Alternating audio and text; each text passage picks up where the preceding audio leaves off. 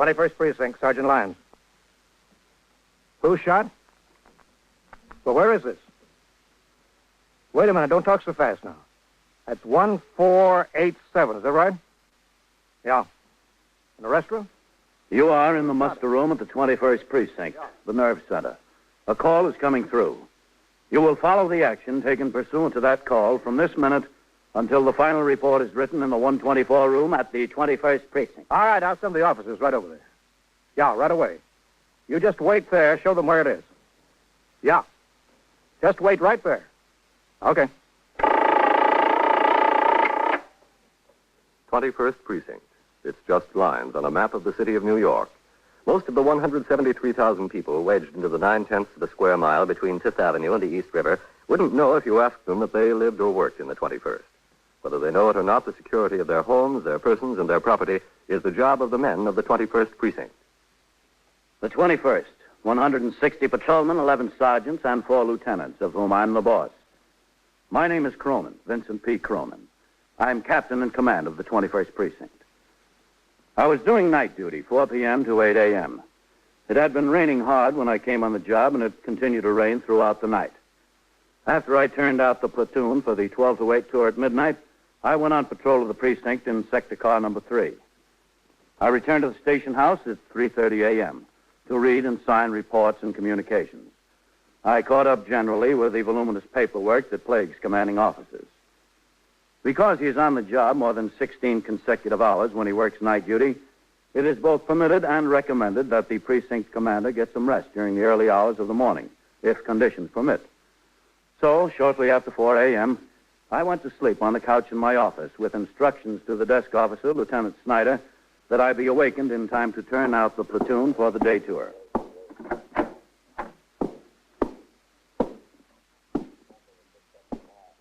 Captain? Excuse me, Captain. Huh? Yeah?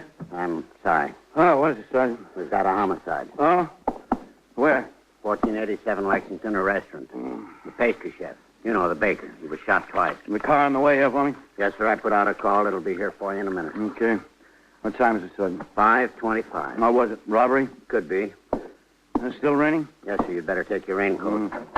The information we've got so far is that the pastry chef comes to work at midnight. Uh-huh. The restaurant closes at 1 in the morning, but the pastry chef works all night in the kitchen alone, baking. Kitchen help starts coming in a little after 5. First one to come on the job found the baker on the floor and place a wreck. Your car's outside, Captain. Okay. As soon as I sign the blotter. Well, here goes. That's probably the press starting to burn in here. What detectives role, Lieutenant? Battalion Howard, Captain. First precinct, Sergeant. What about Lieutenant King? They notified him at home. He's on his way. He was around here till after 2. Probably didn't get a chance to even get the bed warm. Out on. Well, there's a sure cure for that, Captain. You can have his phone taken out. Yeah. Within a few minutes, sector car number 2 had driven me to 1487 Lexington Avenue, the scene of the homicide. It was still raining hard when we pulled up to the place. The front of the restaurant, a large and popular place, was dark. The flashlights of police officers inside could be seen poking around the empty dining room. I instructed the operator of the car to pull around to the kitchen entrance on the cross street. Parked there were 2 sector cars, the patrol sergeant's car, the detective squad car, and an ambulance. I got out of my car, crossed the sidewalk to the kitchen door, where a patrolman had been posted by Sergeant Lyons to keep out unauthorized persons. The patrolman opened the door as I approached. Okay, Meister. Sergeant? Hello, Captain. What do we got? Want to take a look? Yeah. It looks like robbery. The fellow was in here alone. Uh-huh. That's just the way he was found. You see, one shot got him in the shoulder, the other one in the forehead. His name is Eugene Francis Wilmot. According to some cards that were in his street clothes hanging on the hook over there, he resided at 2119 Mill Avenue in the Bronx. And he's 31 years old. He's the baker here, Captain. He comes to work at midnight. He's here all alone after the place closes at 1 a.m. He makes rolls and bread, pies, cakes, and so forth. He works all night until 8 a.m. You want to take a look over here, Captain? Yes. The boss usually doesn't get in to open a safe till after 8 in the morning. The place opens for business at 6:30, so it's been the custom to leave about $100 in coins and small bills locked in this drawer right here. Yeah. The early cashier has a key to the drawer. He uses the money for change until the boss gets in. You really hacked away on that drawer, didn't Yes, sir, he did. Apparently with that meat cleaver there. Must have taken a good 10 minutes to get it open. No sign of the gun around? No, sir. He must have taken it away with him. He or they? Yes, sir. He or they. The detectives, they're talking to the fellow that found him right in. That fellow over there, Emilio Aguada. He's the fry cook. He's due in here 5:15. Now, slow then. Yes, sir. Oh, you don't need all these men around here, Sergeant. Get some of them back on the job. Okay, I Captain. thought he was sick or something. Fainted. That's what I thought. All right, take the car. Oh, hello, Captain. Charlie? Captain? Oh, Whitey? Captain, this is Emilio Aguada. He found the body. He's the fry cook here. I come in, and there he was, right in the middle of the floor, dead. Blood all over. How'd you get in, Emilio? Well, just like every morning with my key. Door wasn't standing open. It was locked. I used my key. You always worked alone here at night, Emilio? Yeah, I bake all night, so we have fresh rolls, bread, cake, so forth in the morning. You see, we got a sign in the dining room. All baking done on the premises. He did it, Wilmot. Did he always work here alone? Oh, yeah, all alone, yeah. And you were always the first employee here in the morning? Always. I'm the fry cook. I got to get things heated up. The deep fat fryers for the breakfast sauce. You know, French fries like that. Was the baker always here from the time the restaurant closed at 1 a.m. until you came to work? Yeah, we have to have rolls and bread and finishes. Did you ever see anybody with him? Or did he ever tell you he had friends then visiting him during the night? Well, yeah, once in a while. Oh, once in a while what? Once in a while he had company. He didn't come into work until midnight. Once in a while he had a date. He'd bring her in the kitchen. He'd work. He'd keep him company. Did you ever see a woman in here with him? Oh, yeah, once in a while. Oh, always the same woman? Yeah, he went with her. Well, do you know her name? Well, she's a married woman. She's got husband. I don't like to make her any trouble. Well, she's got trouble whether you make it for her or not. Don't you think so, Emilio? Yeah, she's got it. All right, what's her name? Edna. Edna what? Edna, I don't know. Here's Lieutenant King. Yeah. He said Edna what, but I don't remember. Hello, Captain. Mine? Boys, Lieutenant. Lieutenant, this is Emilio Aguada. He found the body. Lieutenant King, Emilio, is commanding officer of the 21st Detective Squad. How do you do? Mr. Guada, what's it look like, Whitey? Oh, a drawer where about $100 was kept was broken open, Lieutenant. Robbery, maybe. But Emilio here says the victim never opened the door for anyone he didn't know. Isn't that right? Yeah, I forgot my key one morning. I had some time convincing him it was me before he'd opened the door. Well, this time it looks like he was convinced. Within a few minutes, detectives of the Manhattan East Homicide Squad arrived to aid the 21st Squad, and the investigation got underway. Detectives of the 21st Squad and the Homicide Squad were assigned to various tasks in this connection. Detectives Vitale and Howard, for instance, made a call at an apartment building on West 101st Street, an address found in the victim's wallet. Somebody's coming. Yeah. Well, it's about time you... Oh, You Mrs. Edna Hovland? yeah, that's right. You'll have to excuse me. I thought you were somebody else. I thought you were my husband. What is it? We're detectives. All right, where have you got him? Every time I turn around, I'm being waked up at 7 o'clock in the morning because he's in some jail. He's always getting in some kind of trouble. May we come in? Sure, come ahead. I'm used to it. Don't mind the house. I haven't had a chance to straighten up yet. That's okay. I'm Detective Howard. This is Detective Vitale. How do you do? Mrs. Hovland? Well, what did he do now? He was down in Jersey, in Trenton. He wrote me he'd be home last night, 10:30 at the latest. Did he show up?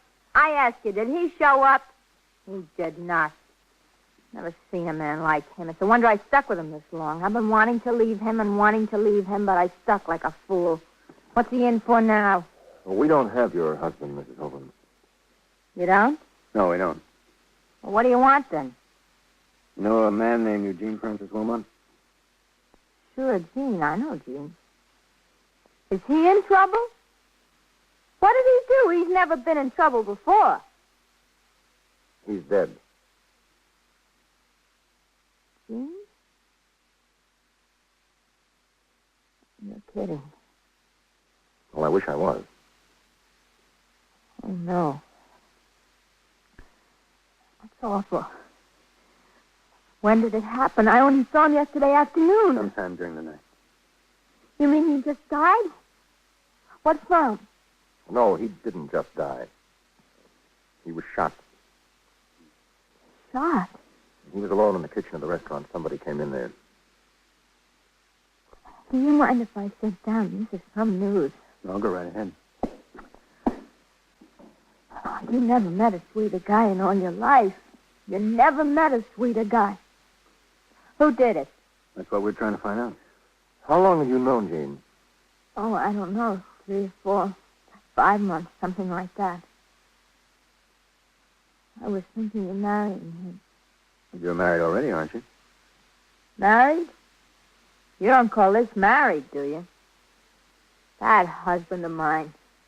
I've been wanting to leave him for years. It's no life with him. He works out of town all the time on road construction. He's an operator of one of those big machines they use to build roads. He goes on these jobs like the one down in Trenton. Never sends me any money, hardly. And when he's in town, he's always raising some kind of fuss. Accuses me of running around with this one and with that one. No kind of life with Phil. It's no kind of life with him at all. How often did you see Dean Wilmot? Oh. 2 or 3 times a week. I don't know. I was going to get a divorce and we were going to get married. At least we were thinking about getting married. Your husband know Gene? Phil, oh, sure, he knew Gene. He didn't like him, though. Why not? On account of me, I guess. On account of I was interested in Gene. He didn't like him at all. Where is your husband now? Look, don't ask me where he is. I don't know. The rent was due 5 days ago. Here I am with hardly a nickel in the house, and he hasn't shown up. He got off his construction job there near Trenton last night. He was supposed to be home. I thought you were him at the door. You said your husband didn't like Gene. Did he hate him? I don't know. I guess you could say he hated. Listen, you don't think Phil killed him, do you? What do you think? Don't ask me. I don't know. I didn't ask you what you know. I asked you what you think. Well, I wouldn't put him past him. I'll say that. That no-good bum. I get a chance to do something decent for myself. He'd do anything to break it up. It's just like him. Poor Gene. Such a nice guy. Really a nice guy. Yes, so we understand. I guess it always happens to nice guys, huh? I guess. It couldn't happen to a bum like that husband of mine. It's got to happen to a nice guy like Gene. Well, that's life for you. The investigation into the homicide continued. In addition to assigning detectives to run down what leads existed, Lieutenant King and members of the 21st Squad and Homicide Squad remained at the restaurant to question all employees as they came to work and to talk to the proprietor. I stayed there until it was time to return to the station house to turn out the platoon for the 8 to 4. When I signed the blotter, the desk officer informed me of a teletype message calling a special conference of all borough, division, and precinct commanders in the lineup room, Police Headquarters, 240 Center Street at 9 a.m. The conference, called by the police commissioner, lasted until 11:15. At that time, I returned to the station house in order to change into civilian clothes and, finally, go off duty. Oh, Sergeant? Captain? Oh, what's doing? Quiet tour. Just a lot of calls from the press in that homicide, that's all. And a couple of messages for you. Nothing that looks important. Oh, sign the blotter? Yes, sir. No, take that call, Sergeant. 21st Precinct, Sergeant Collins. Okay. 19. Oh, Sergeant. Lieutenant King, how's it going? We still need a break. Oh, Matt, you all through up there? Yes, sir. Your messages, Captain. Oh, thanks. Well, what's it look like, Matt? Well, it looks like robbery, Captain. The money is missing out of the drawer. Uh-huh. There's another angle, too. This Baker Wilmot was going with a married woman. The husband was supposed to be home last night and didn't show. We want to talk to him. Is the husband that kind of a guy? Well, I don't know. Any husband can be that kind of guy. Then you think robbery's out? No, not necessarily. The money was taken. I had a long talk with the owner of the restaurant. This Wilmot was pretty cautious when he was working there alone. Wouldn't open the door unless he was sure of the person that wanted in. If it was robbery, I figured it had to be someone that Wilmot knew and someone who knew where the money was kept. A former employee, maybe. That could be. The proprietor told me about a kitchen helper he fired last week. He came in drunk and nasty a couple of times. Let him go. Did Wilmot know him? Yeah, he knew him. Got a couple of men out tracing the boy. His name is Julio Fernando Viesca. Moved from his address last week. The people there said they thought he went up to Connecticut to work. Bridgeport. Then it doesn't look so good. No, sir. At the moment, I'd like the burnt-up husband angle a little better. Yeah. Yeah, it does look a little better. Precinct, Sergeant Collins. I've got Howard and Vitale over there planted, waiting for him to show up at home. Yeah. Captain Cronin? Yeah. Dr. Husberg, defense. Yes, 88 is calling in for you. All right, I'll take my office. I'm interested to know how it comes out, Matt. Yeah, so am I, Captain. Well, I've got to get upstairs.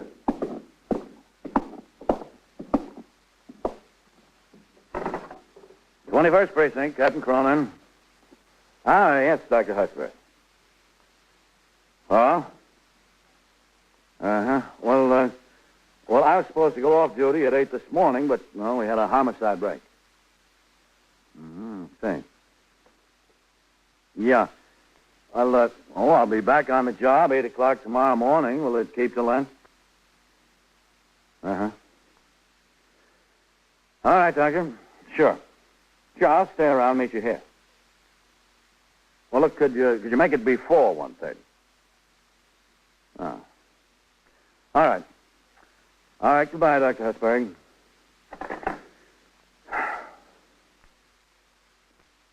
I had 2 hours to wait before the visit from Dr. Hutchberg, the principal of Public School 88, on what he described as an urgent matter. So I began to read and sign reports and communications from this and the previous tours. In the meantime, Detectives Vitale and Howard maintained their plant at the apartment of Mr. and Mrs. Philip Hovland, waiting for him to return. Detective Howard watched out the front window down onto the sidewalk as Vitale sat on a studio couch. The woman of the house, Mrs. Edna Hovland, was in the kitchen. What do you see down there, Whitey? Nothing. You know what? What? When I went to the candy store to ring into Lieutenant King, you know, I called my wife. Oh, yeah? I told her I got stuck. We had a homicide and I wouldn't be home. What'd she say? Well, she said bring home the evening papers so she could read about it. I said, honey, I'll tell you all about it. No, she wants to read it in the paper. You mean some part of the papers don't carry it, huh? You telling me? I'm supposed to be off the job at 8 o'clock in the morning. Where does she think I'm going to go at 8 o'clock in the morning? Beats me. Yeah. Well, I don't know where he is. You see what I told you about his being unreliable? You can't depend on him. Yeah, we see. You know, it's getting around lunchtime. It is? Yeah, all I got in the kitchen I can whip up is a can of soup and some saltines. Oh, well, we're not hungry, Mrs. Hovland. Well, I'm getting hungry. You don't mind if I fix them for myself? No, go right ahead. Man with a suitcase getting out of a cab. Oh, wait. Is that your husband, Mrs. Hovland? Yeah, that's him. That's Phil. All right, let's get away from the window. Imagine, I got a can of soup and a few saltines in the house, and he takes taxi cabs. You see what I mean? Mrs. Hovland, my partner and I want to wait in the kitchen. You answer the door, all right? Yeah, all right, but I don't get the production. Well, I want you to break the news to him about Jean. About Jean being dead, you know. That's the idea. But don't tell him that we're here. I shouldn't. No, he'll know soon enough. All right? It's all right with me. What do I care? I guess that's him. All right, you go ahead. Hey, no, don't close it. That's good. Okay. All right. Hi. Well, look what the wind blew in. That all you got to say to me? Look what the wind blew in. I got plenty more to say to you. What? What? As if you didn't know. Well, tell me. Sure, I'm just itching to, as if you didn't know already. Jean Wilmont got killed. No kidding. No kidding. Who killed him? Well, a couple of cops were here and told me about it. They got a sneaky suspicion you did. They're out of their minds. I was in Trenton. I just got off the train. I'll bet. Look, if I was going to kill somebody, you don't think I'd kill somebody over you, do you? You told him to stay away from me. You told him to stay away from me or you'd kill him. You forget you ever heard that. I'll forget nothing. You didn't say anything to the cops about it. What if I did? If you did, I'll break every bone in your body. I swear I'll break every bone in your body. A fine husband I got. He don't come home when he's supposed to. If he does, he brings me nothing but a load of dirty laundry, and now he's going to break every bone in my You're body. asking for it, Edna. You're asking for it right between the eyes. Yeah, well, why don't you go ahead, wise guy? I don't need much encouragement, I'll tell you that. All right. Who are you? We're police officers. You just stay right where you are. Wait a minute, listen, what's the idea? You'll find out what the idea is. Okay, Whitey, take a look in that bag. Yeah. All right, you hold still. What are you looking for? I got nothing. If you think I had something to do with that baker getting killed, you're out of your mind. I got off the job in Trenton last night. I took the train this morning. I just got here 15, 20 minutes ago. That's where I was. Isn't that right, Edna, Trenton? That's where you said you were. You and Wilmot didn't get along so well, hmm? Listen, I was out of town breaking my back on a job. He was chasing after my wife. Would you get along with a guy like that? He wasn't chasing after me. I was chasing after him. You stay out of this. I think you'd better stay out of it, Mrs. Hovland. Just sit down right there, hmm? He's a liar, a born liar. Nothing in the bag, Pete. Even if he wanted to tell the truth, he wouldn't know how. What are you trying to do to me? Just better sit down there, Mrs. Hovland, and listen. What did you do in Trenton? I wasn't exactly in Trenton. It was outside of Trenton on a road job. I ran a bulldozer. Well, for who? For the state of New Jersey on a road job. And you got finished up last night? That's right. Last night I got finished up and paid off. Where'd you spend the night? Down there in Trenton, this rooming house where I stayed. Uh-huh. You stayed there last night and took the train this morning. Is that right? I told you it was right. Have you ever been arrested before, Phil? What do you mean before? Am I arrested now? For what? Were you ever arrested? Well, yeah, I was arrested. He was arrested and big. Keep your mouth shut. You ever do any big time? Yeah, I did some big time. Where? Sing Sing. For what? Felonious assault. I got in a fight with a guy. What'd you get out of it? I did 22 months. You must have come close to killing him. It was touch and go. Yeah, well, Phil, this time it looks like you made it. Here's your hat. Let's go. It was 1:45 when I finished with Dr. Hussberg, the principal of PS 88. As soon as I left my office, I went upstairs to the 21st Detective Squad. The suspect in the homicide case, Phil Hovland, was sitting next to a desk where Detective Howard was taking his pedigree. Detective Vitale was on the telephone on the other side of the room. What year was that? 1945. Excuse me, Whitey. Yes, sir. Lieutenant King in his office? Oh, yes, sir. Thanks. Was it an honorable discharge? Yes, it was an honorable discharge. What made you think it wasn't? Yes. Captain Cronin. Come in, Captain. Yeah. Matt? Captain. I know you're up to your neck, Matt. Sorry to bother you. That's all right. Look, this Dr. Hussberg, principal of PS 88, was just in here. He's got 3 boys over there, been flashing a lot of money around the school today and yesterday. He says he thinks there's only one way they could have got hold of it, Matt. Yes, sir. Yeah, they're pretty bad actors, he says. Thinks we ought to take a look into it. I asked him to come up here with me, but, he had to get back. I told him you'd send a man around to talk to him, okay? Yeah, sure, Captain. Good. I'll send someone over there this afternoon. All right. Yes. Callie, Lieutenant. Come in, Veep. Trenton just called back with him. Yeah? Hello, Captain. Right? They checked out that road project and the rooming house both. Uh-huh. Phil didn't stay at the rooming house last night, and he was fired off the road job on Monday. He didn't work yesterday like he said he did. Oh, looks like that wraps it up, huh? Yes, sir. Tell Whitey to bring him in here again. Yes, sir. Whitey. Yeah? The lieutenant wants him in here. Okay. He was at the rooming house the night before last, they said, but not last night. I've got a pretty good idea where he was last night. So have I, Captain. All right. Go on in, Phil. Come on over here and sit down. Where? Right there. Shut the door, Whitey. Yes, sir. All right, Phil, what do you say we stop wasting time? I'm willing. By your own admission, you didn't like Wilmont. He was running after your wife. If he asked me, I would have given it to him. You killed him, and you know it. I was in Trenton. You were, huh? Let's get this straight. You worked until yesterday afternoon. You slept in that rooming house last night. You took a train from Trenton this morning, went right from Penn Station to your flat. That's what I told you.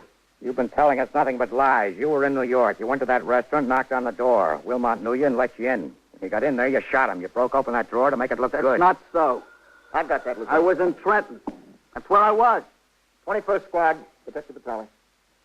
Oh, yes. A bender on the straight line for you, Lieutenant. All right, thanks. 21st Squad, Lieutenant King. Yes, Bender. Yeah. Oh, he did, huh? All right. Yeah, you coming in with him? Okay, good. Why are you lying to us, Phil? I'm not lying, and I didn't kill him. I know you didn't kill him.